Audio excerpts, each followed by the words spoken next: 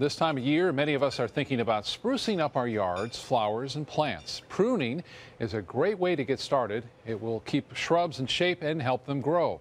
Selby Garden's Director of Horticulture, Mike McLaughlin, has some tips.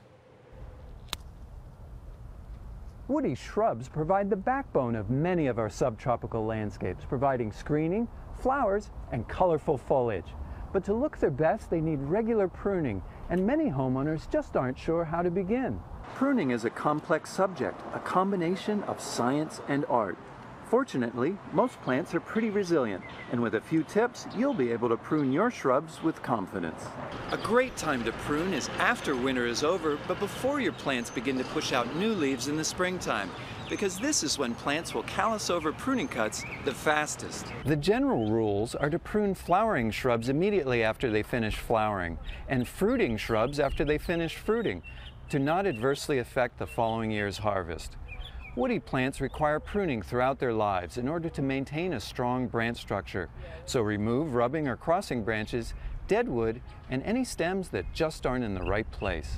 Before you begin pruning, make sure your tools are clean and sharp.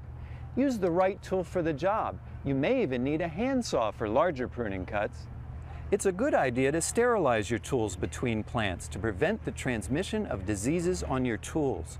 Have a clear goal in mind of what you'd like to accomplish before you make your first cut, and stand back often as you work to check your progress. Don't prune off more than 25 to 30% of the foliage per season, as any more can stress your plant. The main reason we prune shrubs is to control their size and shape. This can be accomplished using a variety of techniques. Heading cuts are made out near the ends of the branches to shorten their length and are made evenly throughout the canopy. Cut just above the buds because leaving a stub can be an entryway for pathogens. Thinning cuts go deeper, removing whole stems back to a lateral branch. These cuts can help improve air circulation and allow light to reach the interior foliage.